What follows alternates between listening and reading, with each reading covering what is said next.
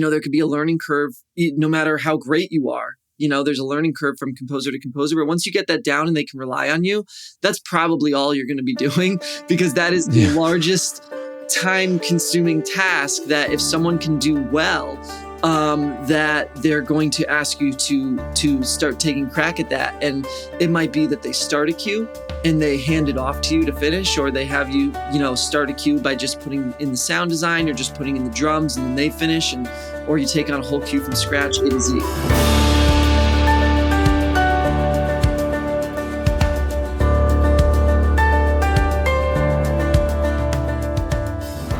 What is happening, everybody? This is Dave Croft, and welcome back to another episode of the 52 Cues podcast, helping you grow your career as a production and library music composer. If this is your first time here, welcome. Whether you're watching on YouTube or listening to the audio on the go, I just want to thank you for spending part of your day here with me. I also want to give a huge word of thanks to the family, friends, neighbor, and patron subscribers of 52 Cues who really do help keep all of this going. We are 100% community supported, so you're not going to hear any embedded ads for mattresses or meal plans. But if you want to learn more about how you can not only help support 52 Cues, but also unlock subscriber perks like live streams, workshops, Zoom coaching sessions, and a ton more, then be sure to click on the links in the description for more information. The idea of apprenticeships has been around for centuries, and while in the corporate world it's somewhat fallen out of favor, one industry where it's alive and well is the film music industry, where name brand composers often employ teams of ghostwriters and composers' assistants to help get their projects over the finish line. And while now an accomplished film and TV composer in his own right, one of those folks who came up through the ranks is Jonas Friedman, who joins me today to talk about his experiences and how oftentimes paying your dues can really pay off.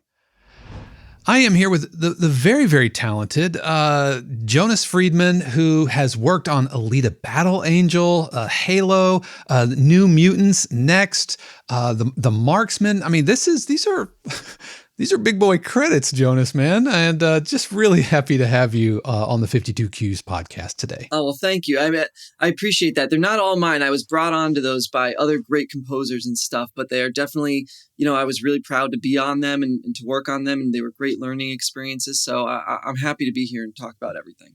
Yeah. And we're going to cover a lot of different things today, but I'm glad you mentioned that because that's where I want to start. Mm-hmm.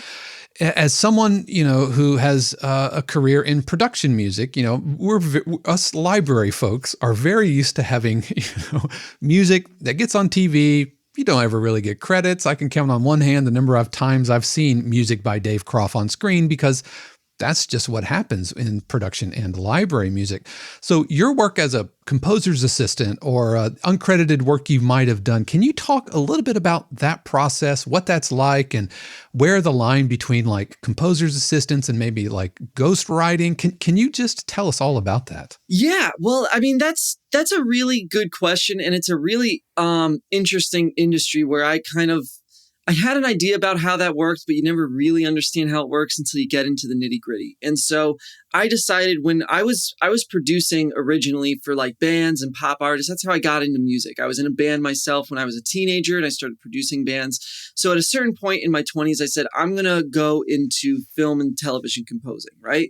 That's where I think I want to take things. And when I decided to do that, I knew that the route that I wanted to go, because it seemed like the path of least resistance to an extent, was to work with and under somebody who had already been doing this successfully for a long time. So I wanted to get some sort of apprenticeship under successful composers, And at the time too, this was like, 10 or 12 years ago when I made that transition, all these people were coming out of remote control under Hans Zimmer that had been assisting him and written additional music. And now all of a sudden, they're getting their own big movies and TV shows and so on.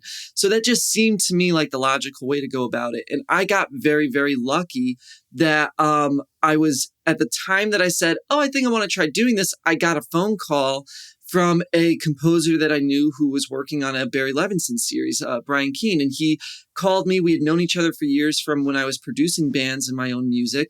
And he said, I'm working on this TV show. Would you, be interested in kind of doing something like this? And it's like, yeah, timing's perfect. That's exactly what I'm looking to do. And, I ended up doing additional music on the halfway through the first season, then on the second season of that. He then recommended me to a wonderful guy, Mark Snow, who I worked with on a number of things, including the New Mutants and Blue Bloods and X-Files and stuff, and have written music on all those projects with him. He recommended me from there to Sean Callery. And when I got introduced to him, I decided that's the time to move out to LA. So I just thought that by doing all of that, it was the right way to honestly get paid to learn. That's kind of how I saw it. And in hindsight, I think it worked. That's exactly what happened. I got paid to learn, and there's a lot of ups and downs to that, and there's a lot of pros and cons to that. Like you said, the term ghostwriting and not getting credits, and that certainly is a part of it to a degree. And then there's different kinds of credits. There's cue sheet credit, there's screen credit, there's pat on the back credit.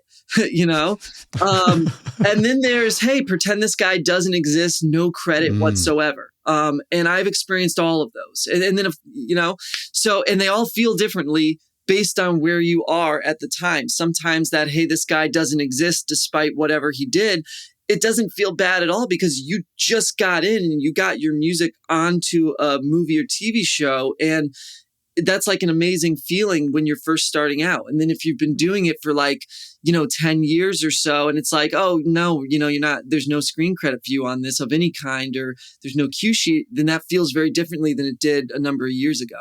Yeah. Because in the industry, the currency extends beyond just cash. I mean, there's currency of relationship, currency of networking, currency of experience, currency of other connections, learning the gear, all of those kind of things. And sometimes the cash might not be there, or the on-screen credit might not be there, but the relationship that you can make with somebody. Right, absolutely. And that's actually something I've seen a lot on forums, especially over the last couple of weeks, is people discussing this different forms of currency, because I don't think a lot of, and you're in the educational space much longer than I have been. I just started this on a whim a couple months ago. But I think that, there's a structure now to film and television composing where there's programs, like you go to college and you get a degree and you learn these things. And I think that's created a certain expectation of how currency is supposed to work in more traditional jobs. But the truth is, no matter where you go to learn or what you do, it's the Wild West. Like that's what composing, and at least in my experience, that's what Hollywood is. And every project is different. Every person you work with is different. And so every conversation about credits and about that form, compensation and all those things, it's all different, and you learn as you go. And I think that there's that's a big reason that I started trying to help educate people, because I do think that there's a point when it gets ridiculous and people need to know that they can ask for things that they're just simply not feeling comfortable to ask for. I think that's a really important thing. And then at the same time, there has to be a counterbalance to that, where it's like, well, you have to know that this is worth a lot, even though I know you need and it's a difficult, concept and conversation. So for me personally, I took that route where I was going to jump into the Wild West and work under these people. I got very, very lucky.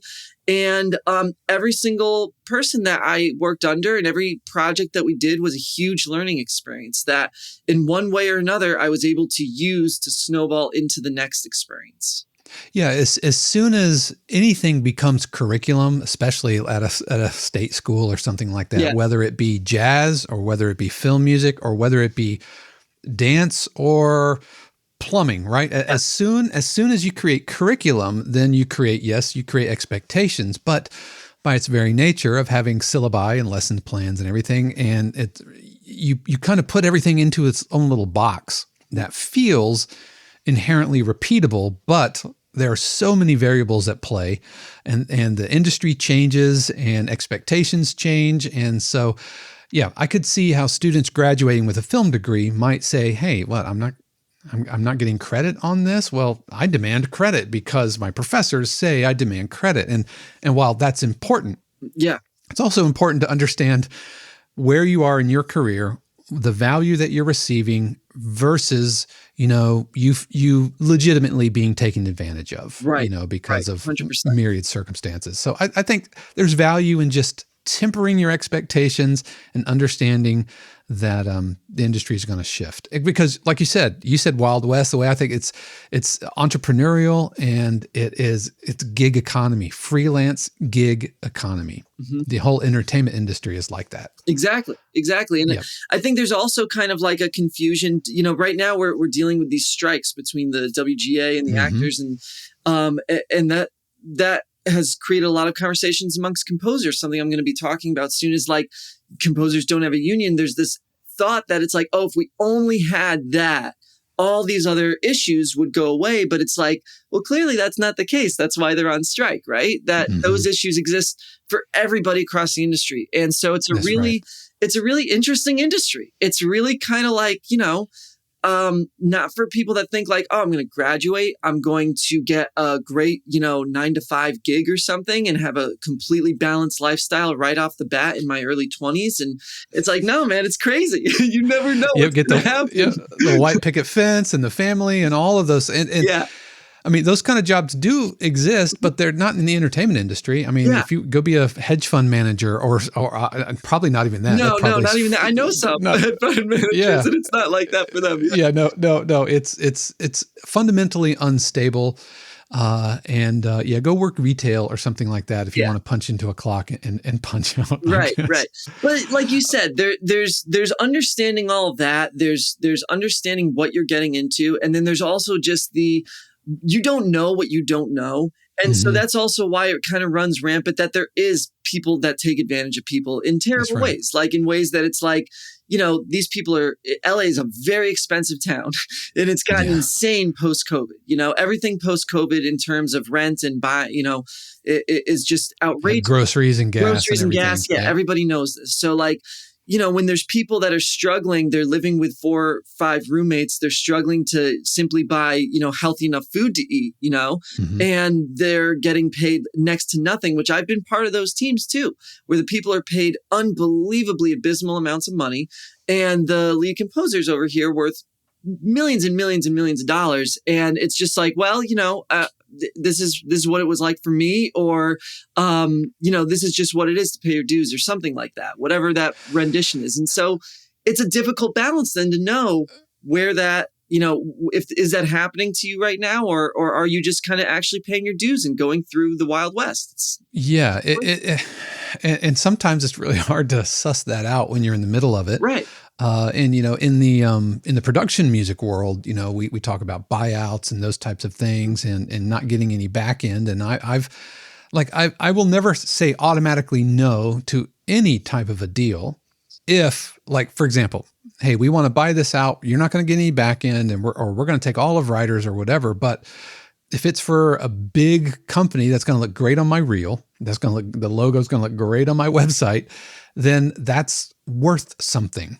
If I can leverage that in. If you could get work on a AAA game or a Hollywood blockbuster movie, and you can acknowledge that. I mean, let's say, first of all, we're saying that we can acknowledge that we're not under NDA or whatever. Right. Then you can say, hey, I worked on Alita Battle Angel. Like, that's James Cameron. That's the dance. You don't get much beyond James Cameron. Right. I mean, he has like the top 2 or 3 highest grossing movies of all time. Yep. And you are related to that. Yeah.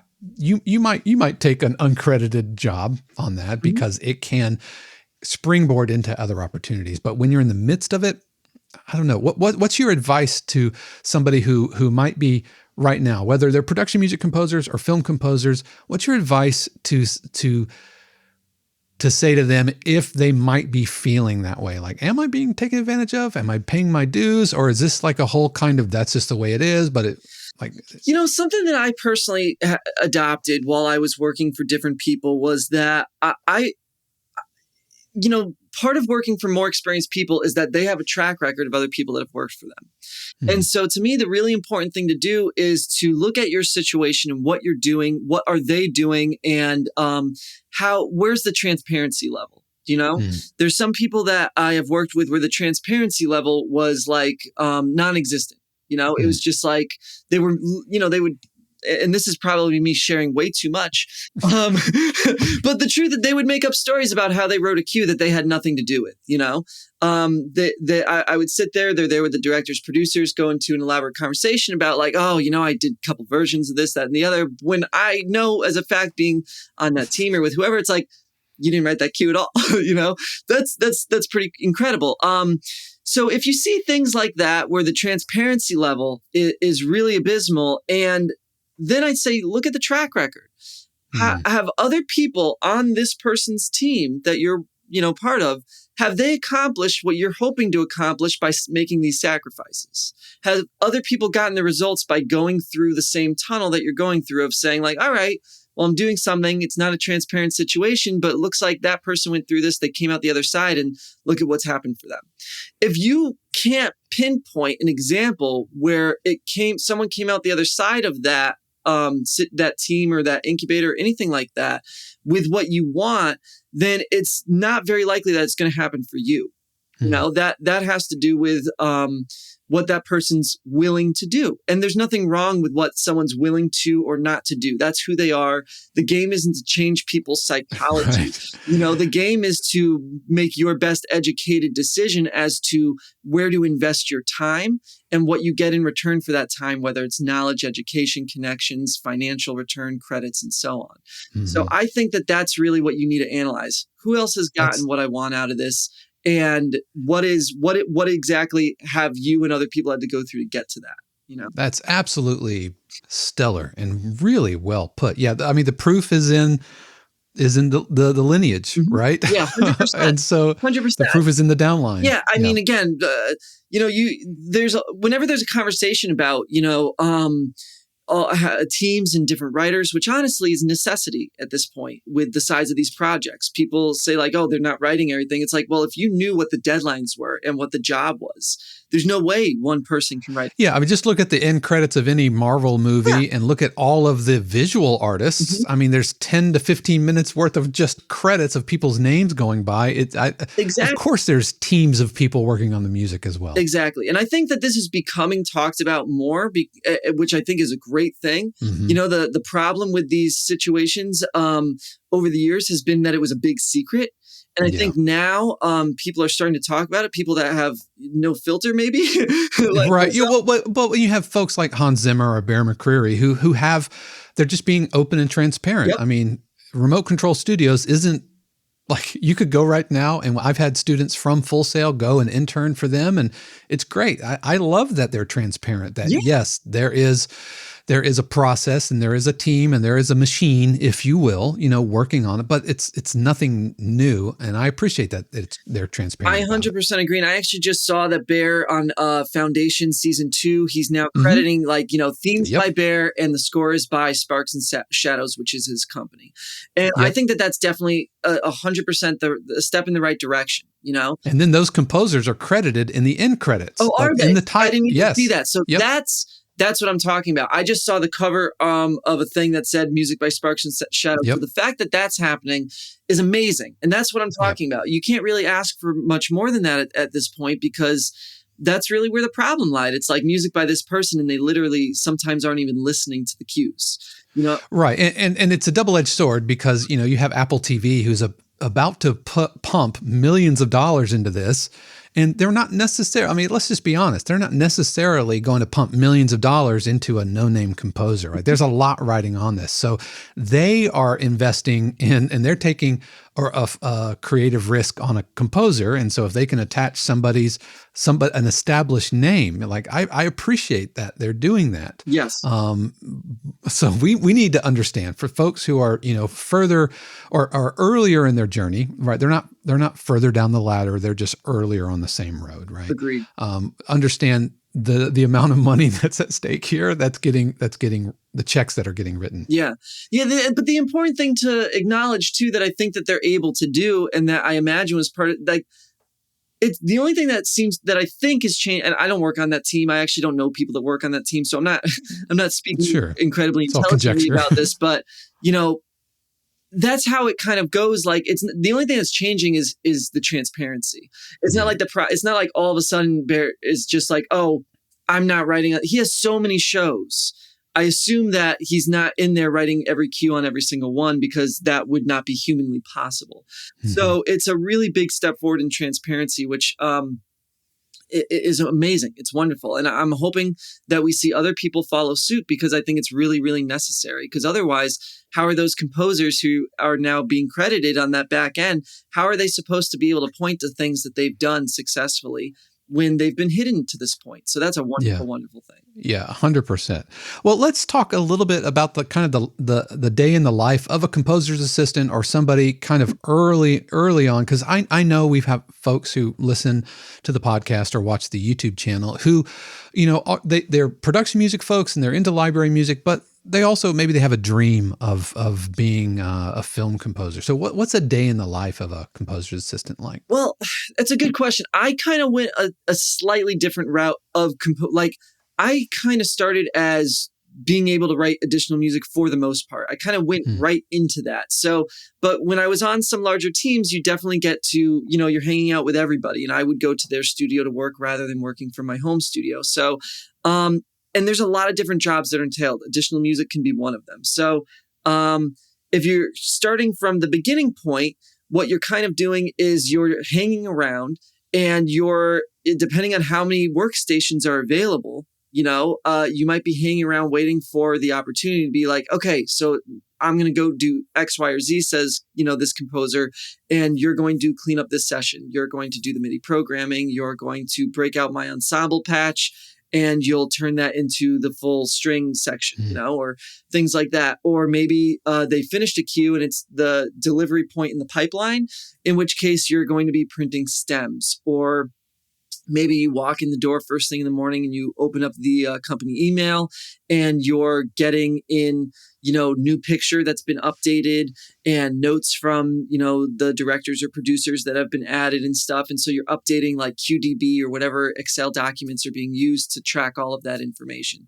So it can be a really sort of like mixed bag of very clerical work, very office-like work, but in a music, business, or it can be a much more sort of technical position where you're doing that MIDI programming and setting up templates and things like that.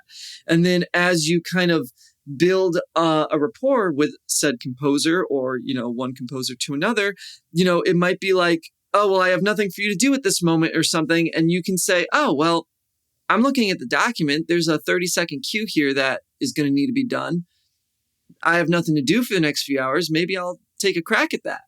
And that's how you then sort of get into that world of like, you submit that. And if they're like, oh, great, one less cue to do, why don't you take a crack at this minute-long one, And then you start writing additional music. And I'd say once you're writing additional music, and that's sort of like your specialty for a said composer, which every composer is different. Every composer wants you to adapt their style and their aesthetic. And so as a result, there could be a learning curve, no matter how great you are. There's a learning curve from composer to composer, but once you get that down and they can rely on you, that's probably all you're going to be doing, because that is the largest time-consuming task that if someone can do well, that they're going to ask you to start taking crack at that. And it might be that they start a cue and they hand it off to you to finish, or they have you, start a cue by just putting in the sound design or just putting in the drums and then they finish, or you take on a whole cue from scratch.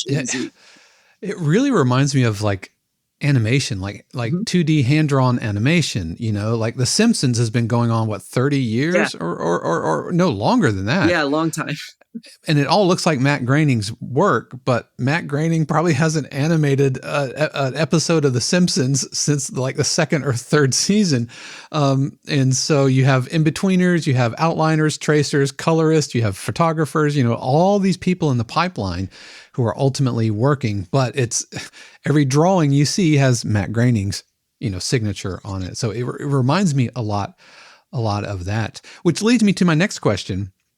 I mean, how much of this is you have to be in the room where it happens, right? Meaning, do you have to live in LA, or has technology decentralized enough of this to where somebody listening to this in Saskatchewan or listening to this in Miami or, Chicago, they were like, okay, we can actually kind of have part of a career and not have to live in LA? Yeah. That's a really good question. And it's an interesting thing that's happening post-COVID. Like we were talking before we started here, like I'm in Connecticut at the moment, right? So I was in LA and then I moved back here a few years ago. And so my assistants, though, are either in LA or I've got someone that's helping me right now in the UK. And they're kind of all over the place. For myself, I was still doing additional music when I was back here for people in LA. And so you can be all over the place, but I do think that the thing we all have in common is we spent a good amount of time in the room with more experienced people, got to a certain level, and that's what makes it so much easier to be able to hand something off to somebody. Not to mention to be able to have a rig that is capable of, having all the virtual instruments, which applications like Musio are going to start making that a lot easier. Yeah. Things like that are going to, I think, really change the, assistant lead composer dynamic in an incredible way. But so it's a mixed bag that's based upon like where your skill level is and honestly where your resources are for your own setup. So like I've been able to work from my home studio for a very, very long time, almost the entirety of my career. But that's because, like I said, I had a studio prior to starting film scoring. And so I was able to invest in virtual instruments that were needed. And I've kind of made it a rule that whoever I was writing additional music for, if they made a suggestion to me, or even just like not even thinking about it, said, yeah, for something like this, I actually use this library. I think it's really good. If you have something like that, go ahead, see if you find something similar. They're not telling me to buy the same library, but I just go and do it because when people hear their own sound back to them, they just think that you got better at writing cues, but you didn't. You just are giving them what they're used to. And especially when you're working with composers who have been doing this 20, 30 or 40 years, their own sound is so like in their head that that's what it takes to make the cue sound right. And there's no reason to sort of like work against that. There's opportunities to do that and then kind of inject your own voice a little bit. And then it's like, ooh, that's really great, But to pull that off, you need to have your own setup with the libraries and the sequencer and be able to pull off composing your own stuff. So if you're someone that has your own rig, and you're able to, if someone says, oh, these are the sounds we're using for this project, if you're able to adapt those sounds or have something incredibly similar, then I think that you would be in a much better position to work from anywhere than somebody who might be starting out and has, only a handful of libraries to do the job. Not to mention the ability to open up somebody else's session, which again, Musio is going to cure if other places sort of got into that sort of technology. That's going to become a thing of the past in a certain number of years. Yeah, they could just hand it off to you. Like, let's say it's somebody overseas, you can just hand off. You go to bed and you wake up the next morning and they've been working on it. And you open the session and it's all just there. The same plugins, same reverbs, same whatever. And I could see how Musio would absolutely help with that, and other like East-West subscriptions where we've talked about subscription services, and while they are their own bag of challenges, I could see how that would make life infinitely easier. Yeah. And just the handoff. That's what because I actually don't like subscription services. My wife and I just took like a whole week. We went through our credit cards. It's like, how many subscriptions do we have? And we cut out so many just because it was like, we don't use any of them. You know what I mean? Yeah. And so I don't like them. And I was I was very delayed to get into Musio, and I went and downloaded it for the sake of I love Cinesamples, and they had a library in there. I was like, oh, why can't I get that library? And then I got into it and I'm like, oh my God, the sharing feature. Now that's what you described is exactly how I'm working with my collaborator on this other project. They're in the UK. I give him an assignment. I wake up in the morning and everything's done because of the time difference. And I check it out, and it's an incredible thing. But that being said, to answer your question too, regarding do you have to be in the room? Can you be somewhere else? That's becoming, I think we've made it clear, it's becoming much, much easier to do that with certain, if you're at a certain level. But I will say for me personally, I was working from my home, even though I moved out to LA, right? I still had my home studio there. So when I moved out to LA and I was working with Sean Callery on 24 and these other series and stuff, I did that from my home studio. I didn't spend much time in his studio at all. But when I went to work with Junkie XL, there was a certain point when it was like, shit, the deadlines are closing in. Can you come and do this from the studio? And he had already set up his studio in my studio. So I had my home studio, and then I had a separate, Junkie XL room with his entire studio set up in there, right?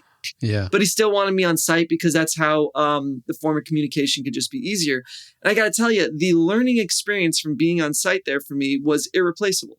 The ability to work with the other assistants that were there. And we all had different specialties, and that is what really helped me grow as a writer musically, was to be able to learn from these other people. And then technically, his tech, was incredibly brilliant guy. And so being on site, by forming those relationships, I think that made a really big difference. So what I personally say when it comes to LA or being somewhere else is like, go for a little bit, get in the room with people, learn as much as you can, but think of it just as a chapter. If you don't want to live there, it's just a chapter where you're just like Neo in the Matrix, like getting as much in there as you can, and then go wherever you want and do whatever you want, because that's available now to people to be someone else. And I mean, to your point, just being in the room, being around, surrounding yourself with people who are going to pour into you, who are, open with themselves, open with their knowledge, ultimately, so that we can make a thing together. But this mentoring and apprenticeship, and I know for you, that has started to become more of what you do, specifically with your relatively new YouTube channel, which is fantastic. Everybody just go subscribe right now. It's looking at your YouTube videos, those are like production goals for me. You got like the track and like, the camera movements and all that B-roll and everything. But I've talked on the channel before about I stay in my lane, and that's fine. So I'm just going to watch your videos and appreciate them and secretly envy your production process. But Modern Media Composer and modernmediacomposer.com, this is a relatively new thing for you. And am I correct in assuming that it's out of a place of wanting to start pouring back into composers who are looking to do this as a career? Yeah, absolutely. That's definitely where it comes from. And the thing though is that the idea of like mentoring and stuff, that wasn't as new as much as it was kind of on pause. And at a certain point, I realized it was on pause for no reason. When I was producing bands and artists like that, like I had an assistant and I had an intern, and I loved hanging out with them, and I loved showing them how to do stuff. And like, I remember one guy who was in my studio, like, this was before we had all these amazing technologies that we have now. And it's like, a big part of the process was vocal tuning, a big reason that I wanted to leave that too was vocal tuning and drum comping. And, what you do as a producer for artists and genre music like that is, you take somebody that sometimes doesn't sound great and you make them sound amazing. And there's a lot of work that goes into that. And so I really thought of myself as a mentor for people that did that. And they came back and told me like, can I just spend more time in the studio learning and doing that? And it was really, really rewarding. I loved that. Then I switched to composing though. And that's really an isolating gig, because it's like you're in a room, you're by yourself, you're doing stuff, And I had no need for an assistant because I was really committed to streamlining my workflow to the extent like, Cubase, as I've pointed out in a lot of my videos, and I say things repeatedly in videos because I have a philosophy, repetition is the key to mastery. So that's right. I want to repeat things. So like my stems are, for a lot of people, stemming is a very, long and tedious process. For me, it's like I highlight my tracks, press a button, it's done. So I don't need an assistant to print my stems, and I don't need an assistant to do this, that, or the other. So I was by myself in the studio for about 10, 12 years composing.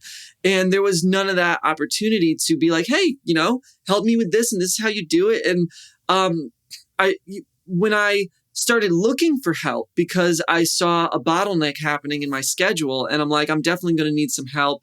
And I went out to find an assistant. I put out like an ad for an assistant, and I got all these applications that I did not expect, and I was going through the applications, and it's just like, oh, there's a gap here. I felt there was a real gap in knowledge that is not being fulfilled for some reason. And then I went and I spoke to other colleagues that are much further along than myself and have larger teams. And I'm like, what's it like hiring an assistant? Where's the pressure points? And they're like, it's all pressure points. They're not really, most of them aren't that useful for at least 6 months, and it's like, oh my God. So you're getting out of school and you think that, no wonder there's a problem with people feeling like they're not being paid what they're worth. But to some composers, it's like, well, I'm going to pay you. I have to pay you, but you're actually not valuable to me. Right. And so there's a big problem there. So I thought, all right, let me try and put out YouTube videos that are really as much focused on those tasks and those abilities as possible to help fill in that gap of knowledge. And then it just became really, really fun. And as you pointed out, I really appreciate the comments on the production, because I started getting carried away as I do with that. It became like an artistic endeavor, Yeah. I have this, how you do one thing is how you do everything is kind of my philosophy there. So I started getting way too into that and had a lot of fun. And then I started getting, a reception from people that it was really being helpful to them. And so it kind of ignited what I felt I had been missing all those years from when I had help in the studio all those years ago. So yeah. Well, it's like you set the bar for yourself. Like it looks legit, your YouTube videos. Am I to assume that it's kind of a one-man operation there? You know what? It's not. You don't have a camera crew necessarily. Well, I can't see. You have to give credit where it's due, and it is not a one-man operation. I have someone here. Before I did my YouTube channel, just as a passion project, I have this piece of music, Safe House, and I wanted to make a music video for it because I wanted to fool around with filming stuff. I just had this little, desire to do so, and so I had a friend that was working that had his like cover band, he plays in cover bands and stuff. And he had a video filmed. I'm like, hey, this is really good. Who did it? And he's like, oh, this guy, Mike. Turns out it's a guitar player from a band that I recorded like a lifetime ago. And he's now into video. And he was in the area that I was living in still. And so I'm like, hey, do you want to just hang out and like experiment with video stuff? Because I'm trying to do something cinematically that I don't know how to do. I've never done anything with video. Can we play together? Which I think is how all great stuff gets made. Is people there's no monetary payoff to this. We're just playing. And so we did that video, and it was a lot of fun and really tedious because you go to film something and it looks like shit. And so we did like, God, I've got it at some point because I get a lot of these comments, which again, super flattering and super wonderful since we spent so much time. But the amount of just like bloopers we have of how bad it looks, dude, is unbelievable. So we did that video, and then I'm like, hey, let's try and integrate this into how we do this YouTube channel. And we worked on it extensively. His name is Mike, and he edits all the videos right now too. And we went through that together too. Like the editing process was, I edited a number of them, and it's like, all right, I think we're on to something here. I pass it off. And so it's a very tedious I keep using the word tedious, or I shouldn't use that word, detailed. We try and be detailed and very critical process, because I think that when somebody goes on YouTube, there's a lot of stuff on there. And that for where I am, personally, as an artist and stuff, I didn't want people to see it and just be like, oh, this is just another YouTube guy. I want them to see it and just take a double take, like, oh, who is that? Well, I'm here. That was quite literally my reaction. Great. Right. Cause it's a relatively young channel or whatever, and you're going to have thousands and thousands of subscribers. No doubt about it. I'm speaking that into the universe right now for you. We'll put it on your whiteboard. But I was like, wow, it reminded me of the crew that does those masterclass. Yeah. Right. That looked like you put your video next to like Hans Zimmer's masterclass, Danny Elfman's master. That's what we did. 100%. Well, mission a freaking accomplished, man. Because it looks fantastic. So, and I'm still picking it apart. Sorry, I don't mean to interrupt you, but it's like wherever it is now, like that's the baseline. Like we have plans where we're going to just keep upping it. I look at it and I get a little, we need. Yeah. You see the cracks, in the paint job, but from somebody who's just receiving it's really, really top drawer. And I think you're right. What you do with little, that reflects what you are able to do with a lot. And so I just want to encourage you from, one YouTuber dude to another YouTuber dude. I think it's really well done, and I appreciate it. And I appreciate it on a video producer level, and it's goals. I'm like, all right, I'm okay. Do I need a track bar now? I'm there. Okay. Do I need an editor? Maybe I do need an editor, but I'm committed to kind of staying in my lane and doing my thing and connecting how I am able to sustainably connect. But just, yeah, it looks like the masterclass, which is funny because when I started doing podcast production, I did the same thing just from an audio level. I wanted this podcast to sound as close as possible to like an NPR. Mhm. I wanted it to sound like a public radio production, and that's where I pour all of my details. It's not necessarily in camera editing and B-roll and all that stuff. Success. I think you've succeeded with that because it really is. I think that's great. This video aside, because unfortunately, as you know, we had a lot of technical difficulties. Talking about my production quality and how you do one thing is how you do everything. Unfortunately, my setup was not available, so I had to just resort to put a disclaimer. Not typical here. Exactly. But yeah, no, I think.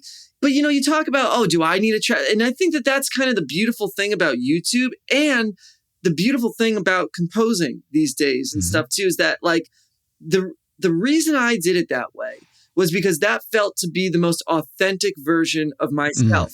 To some people that seems completely over the top. And I had people telling me like, you're wasting your time and your money and no one's going to notice it. And it's like, yeah, but I don't do it for them. Like I'm making this to be the best version of this that for me. And then if I can say, this is the best version for me, I can put it out to the world, and whatever anyone says about it, it really doesn't matter, and that's what it means to be a composer today too. I have a video I think that we're going to put out either this week or next week that I had someone ask me a question specifically about market saturation and all these other people doing it. It's like, it's the same thing as YouTube, man.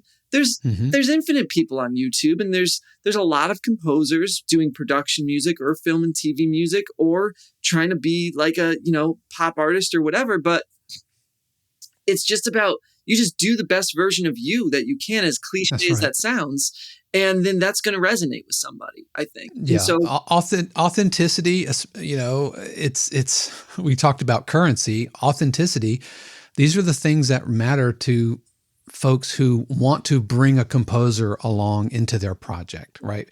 Because as much as you want the music to be really good, whoever's making that movie, whoever's making that TV show, whoever, they have probably spent years of their life leading up to that point. Right. Right. Yep. And so you're coming along really late. And so they want you to be your authentic self. And so me doing my talk to the camera for an hour videos, that's authentic to me. It's sustainable to me. You doing like tracks with lighting and that's authentic to you. And man, I respect the heck out of that. And it shows. And I think, like I said, it's only a matter of time before your YouTube channel really, really blows up. And so if you're watching this right now, I recently did a video on, do you need a YouTube channel?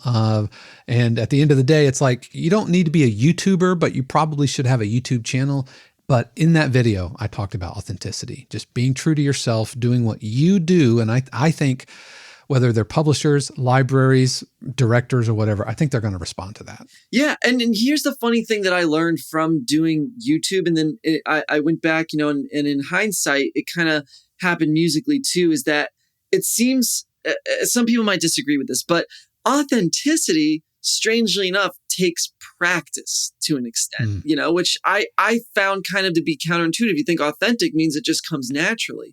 But like, for example, on YouTube, like when I started, like we have videos that we completely reshot the entire thing because I'm like, it doesn't feel like me when I'm talking to the cameras because I wasn't used to it. And I had to practice finding how to communicate through that medium in an authentic way that felt right. And it's just like with music, I obsessed for a long time. It's like, well, that's what this composer sounds like. And that's what that one sounds like. Well, but who am I, And I would write stuff and I'm like, not, start by knocking people off and doing that. And it's like, all of that is sort of discovery and practice. And then that's why that piece of music, Safe House, that I wrote was important to me just on a personal level, because I did that and I didn't think of anybody else or anything else. And I'm like, oh, that feels authentic. But I didn't get there right away, Yeah, because your authenticity comes from, at least for me, through imitation and repetition. And through that, your authentic voice or whatever, your sound emerges from that, Mhm. right? We are not transplanted trees that just plop down in the middle of a field and we're already full grown. No, we have to grow into that, which means that we have to surround ourselves with the soil of influence and everything else and referencing and all of that. So authenticity is born out of repetition and imitation, Right. I believe. Yeah, and I'm going to add one to that for me personally too is the way you constructively criticize your own work and development. Because if you're doing things like for example, I was thinking about this the other day during this conversation with another composer. Like I've worked for these wonderful composers, right? And I have had to take my way of doing things and bend it to the way that they feel that that's the way it should be, right? And after a while, like you have to kind of remind yourself, it's like, oh, it's not right because it's that way. That's just the way that they like it. So then when I went to do another pitch, I remember years ago, it's like I did that pitch and I was using the feedback and the constructive criticism that I got from them on myself. And I did the pitch and I didn't feel good about it and I didn't get it. And in analyzing, it's like, oh, I was trying to do it their way, you know? So then I started, whenever I do my own pitches, I have to remind myself, it's like, oh, wait, no, get them out of your head. What do you think it needs to do? How am I going to make this better for me instead of the way they would make it better for them? And if you sort of correct yourself in that manner, and I think that just comes down to having taste. Like, what is your personal taste and preference? And there's no right or wrong to that, you know? Yeah, that's really good. And especially in the production and library music world where, you know, we are like the form can often be, you know, prescribed to us, loudness and everything. It has to check so many boxes. And I've talked on the channel before about how like what I'm doing here, library music, isn't necessarily art with a capital A. And we're not often given the type of creative freedom. I don't want to say freedom because that feels stifling, but you know, a film composer is given a much broader pasture to graze upon than, you know, a film composer writing or a production music composer writing dramedy cues for reality TV, right? But it's within that, for me, within those confines that I look for and try to exert my authenticity. That's when it's super rewarding for me. I think too, sometimes when you're given that box to play in, you know, whether it's like you said, production music, which will have a smaller box. But nevertheless, when you're doing a film or like if you're doing a Marvel film, like that's still a box. It's not like it's not Dune, you know, which was like, you know, or the White Lotus, which I keep pointing out as like this creative masterpiece, right? Musically. I think that's where the small details come in, is the way that you do the very little things inside of that box that create, you know, the extra polish that might be your way of doing it versus somebody else. Because the broad strokes, they're covered for you. You have to, you know, broadly keep it up like that. But the small details you choose to use when creating those things, I think that's what then creates your voice in that, you know, particular medium. Yeah, absolutely. And it's about finding creative ways and original ways to absolutely meet everybody's expectations. Yeah. Yeah. Well, Jonas, where can folks find you? We've already talked about your YouTube channel, but how can folks find more about you? Yeah, so, you know, the YouTube is a great place to start. ModernMediaComposer.com is just an extension right now of the YouTube that I put out there where, you know, if they sign up for the mailing list, they get, like, you know, free instruments and they'll get more information that I'm putting out in order to be helpful to composers about the field and the industry and working in it and all those things. And then, you know, I've got my website, just jonasfriedman.com, which has music for my projects. And but I think the social media and modernmediacomposer.com, I get a lot of questions now coming in through there. So if anyone ever has questions about this stuff, that's kind of the point of it, is to use it as a resource. So it's yours. Go ahead, use it. Yeah. And subscribe now. Subscribe now before there's tens of thousands of subscribers, because Jonas, you're absolutely, you're doing it right. You're one of the good ones. You're being authentic. You're also being creative, and it's such a high quality product that you're putting out there that it's no doubt that success will be attracted to you. So thank you so much for joining us. Thank you for your generosity of time and just for kind of lifting the veil back about some parts of the industry, and really appreciate you being with us today. Oh, it's my pleasure. Thanks for having me on, Dave. All right. Once again, a huge word of thanks to Jonas for joining me today on the podcast. And as always, we will have his links in the description below. And also a huge word of thanks to the family, friends, neighbor, and patron subscribers of 52Qs who give their actual money to keep all of this going. Thank you so very much. Please know that I love and appreciate all of you. And if you want to support us, then head over to 52qs.com and you can choose to be a neighbor, a family, or a friend subscriber. We would love to have you. But that's going to do it for us this week. You definitely want to tune in next week, where we are going to be having our podcast episode recording live, because we are doing live voting for our current Fright Night 52Qs Composer Quest. This will be next week. That is October 26th, 2023. It will be a live event at 4 p.m. Eastern. We're going to be listening to all of the cues submitted, and you are going to get to vote on the submissions. And if you want to join us, it's not too late. You can join us over at 52qs.com and join the Fright Night Halloween Composer Quest, but we would love to have you. So again, that's going to do it for me. And I hope you've had a stellar week.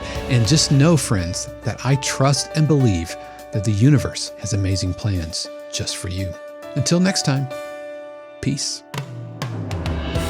The 52Qs podcast is copyright 2023 818 Studios, all rights reserved. The music played on the podcast is copyright of their respective owners and is used with permission and for educational purposes only. For more information, including joining the community and submitting your cue for consideration on the podcast, head over to 52qs.com.